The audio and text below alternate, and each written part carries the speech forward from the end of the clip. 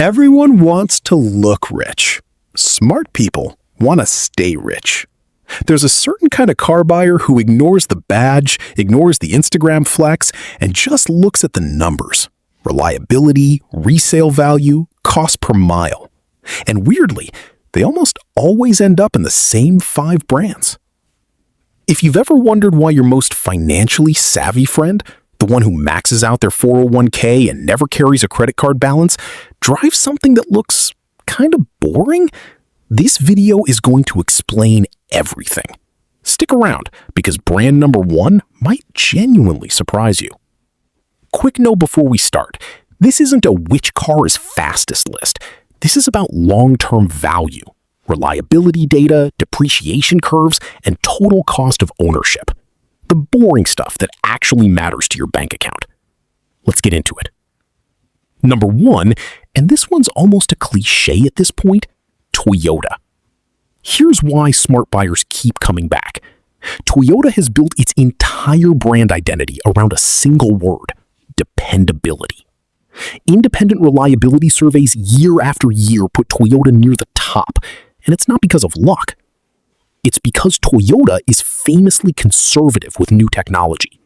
They let other brands beta test flashy new engines, transmissions, and infotainment systems, work out the bugs on someone else's warranty budget, and only bring the proven, boring, bulletproof version into their own lineup years later. That sounds unglamorous. It is unglamorous. But it means fewer recalls, fewer check engine light after 40,000 mile surprises, and a resale value that barely budges. A 5-year-old Camry or RAV4 holds its value shockingly well compared to almost anything else in its class, often retaining 60% or more of its original price, while plenty of competitors have already dropped below half. Take the Corolla. It's not exciting. Nobody's putting a Corolla poster on their bedroom wall. But it's also one of the most produced, most refined vehicles on the planet, with a design and engineering pedigree that's been iterated on for decades. The same logic applies up the lineup. The Camry's 4-cylinder and hybrid powertrains are so well proven that fleet buyers, rideshare drivers, and taxi companies, people whose literal livelihood depends on a car not breaking down, choose it disproportionately. That's not marketing. That's people voting with their wallets in the highest stakes way possible. And then there's the RAV4, which has become almost the default answer to what SUV should I buy if I never want to think about my SUV again. Here's the part most people miss, though. Toyota's advantage isn't really about any single car. It's about the ecosystem. Because so many Toyotas are still running after 15, 20, even 25 years, there's a massive secondhand parts market, an army of independent mechanics who've serviced these engines 1,000 times over, and diagnostic knowledge that's basically public domain at this point. You're not just buying a reliable car, you're buying into an entire infrastructure built around keeping that car cheap to maintain for decades. The smart money logic here is simple. You're not buying a car. You're buying 200,000 plus miles of not thinking about your car. And that peace of mind has a real dollar value most buyers never calculate. Number 2, Honda. Honda and Toyota get compared constantly, and for good reason. They're chasing the exact same buyer with a slightly different pitch. Where Toyota's whole identity is, we changed nothing, so nothing broke, Honda's identity is, we engineered this so well that it doesn't need to change much. It's a subtle difference, but it matters. Honda's reputation is built on engineering efficiency, squeezing excellent performance and fuel economy out of relatively simple, well-tested designs, rather than piling on complexity to chase horsepower numbers. Their 4-cylinder engines in particular have a decades-long reputation for being almost absurdly durable when properly maintained. Stories of Honda engines crossing 300,000 or even 400,000 miles aren't rare internet legends. They're common enough that mechanics barely blink at them anymore. The Civic and Accord specifically have some of the strongest long-term reliability track records of any car sold in North America across multiple generations. And this is where the smart buyer logic kicks in. Because so many of them are still on the road after 15 to 20 years, there's a massive installed base. That means parts are everywhere. Junkyards, aftermarket suppliers, OEM replacements, and prices for those parts stay competitive because supply is abundant. It also means basically every independent mechanic in North America has serviced a Civic or Accord at some point. There's no learning curve, no "we need to send this out to a specialist" moment. Repairs are fast, well understood, and priced accordingly. The CR-V deserves a mention here too. It's quietly become one of the most dependable compact SUVs on the market, combining that same engineering philosophy with genuinely useful cargo space, and a driving experience that doesn't feel like a compromise. There's also a resale angle. Hondas depreciate slower than the industry average, largely because secondhand buyers actively seek them out for the same reliability reasons new buyers do. That creates a kind of virtuous cycle. Strong demand at every stage of the car's life, which keeps values propped up from day one all the way to the junkyard. Smart buyers don't just think about the sticker price. They think about parts availability and mechanic familiarity 10 years down the line, when the warranty is long gone and every repair comes straight out of pocket.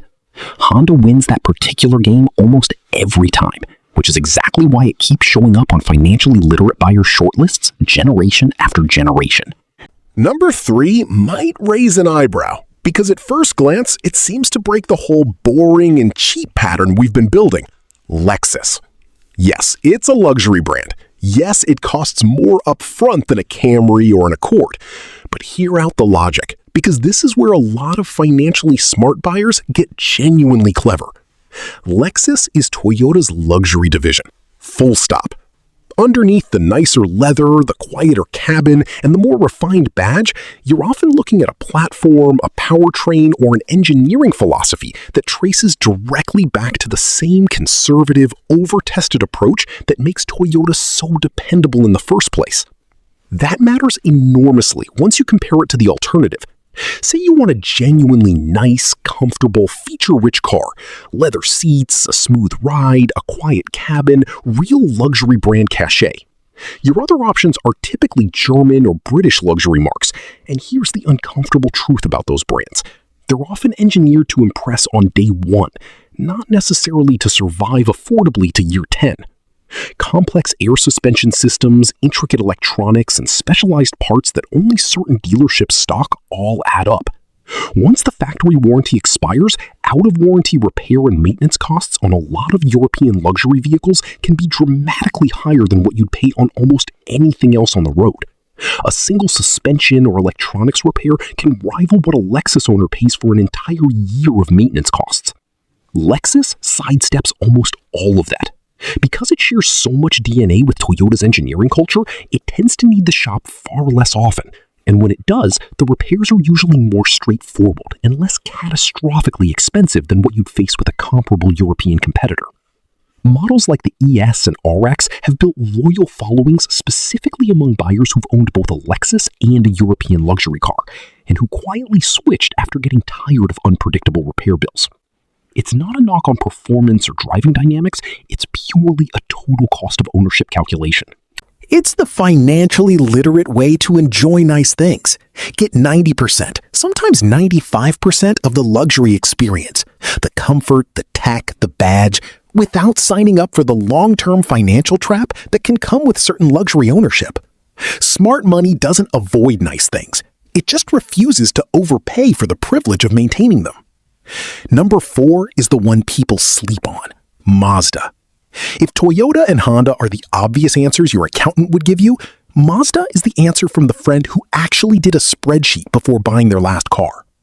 It's the brand that consistently gets mentioned by people who researched way more than they needed to and came away surprised. Here's the thing about Mazda. For years, it was positioned as a slightly sportier, slightly more stylish alternative in the same price bracket as Honda and Toyota. But something shifted over the last decade.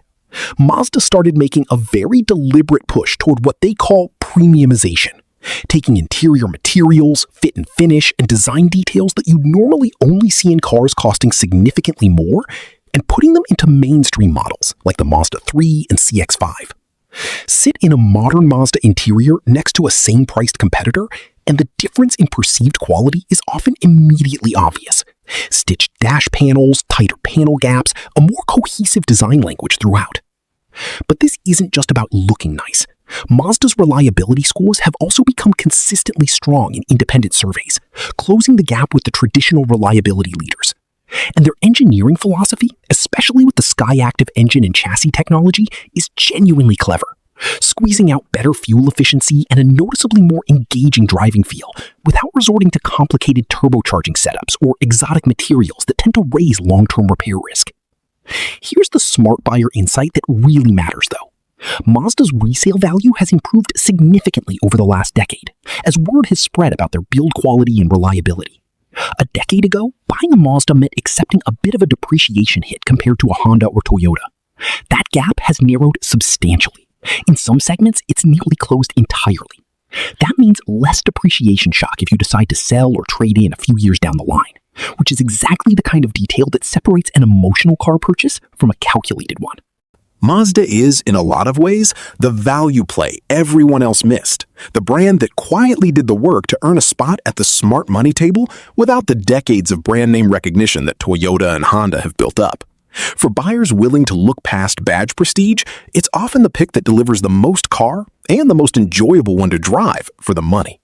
Number 5, and this one represents a genuine shift from a decade or two ago, Kia and Hyundai. If you're picturing these two brands the way they were marketed in the early 2000s, cheap, plasticky, disposable transportation, you're working with outdated information. And that outdated perception is actually part of why this pick counts as a smart people secret. A huge chunk of the market still hasn't updated its mental model of these brands, which keeps prices lower than the actual quality would suggest. Here's what's actually changed. Design has gotten dramatically sharper. Kia in particular has invested heavily in an in-house design language that regularly gets cross-shopped against vehicles costing considerably more. Interior quality has climbed steadily, with materials and tech features that used to be exclusive to luxury trims now standard on mid-range models. And reliability ratings, which used to lag behind the Japanese brands significantly, have closed much of that gap in independent long-term dependability studies. But here's the detail that really matters for the smart money crowd, and it's the one most casual buyers completely overlook. The warranty coverage on Kia and Hyundai vehicles is some of the most generous in the entire industry, often extending years and tens of thousands of miles beyond what competitors offer on the powertrain specifically. Think about what that actually means from a risk perspective. A warranty isn't a favor the manufacturer is doing you, it's a financial bet. Manufacturers have actuaries and engineers who calculate exactly how often their vehicles are likely to need major repairs, and they price their warranty terms accordingly.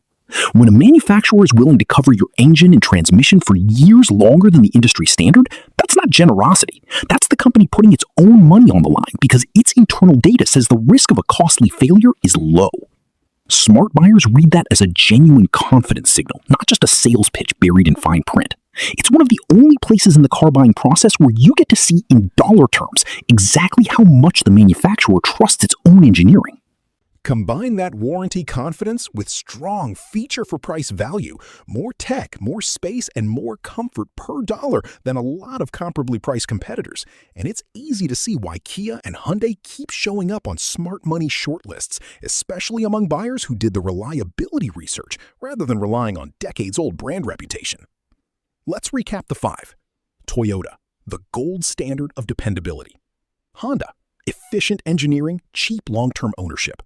Lexus, luxury without the luxury brand maintenance trap. Mazda, the value play with premium feel. Kia Hyundai, dramatically improved reliability, industry-leading warranties. Notice the pattern? None of these are about flexing. They're about minimizing surprises, maximizing resale value, and keeping more money in your pocket over the life of the car.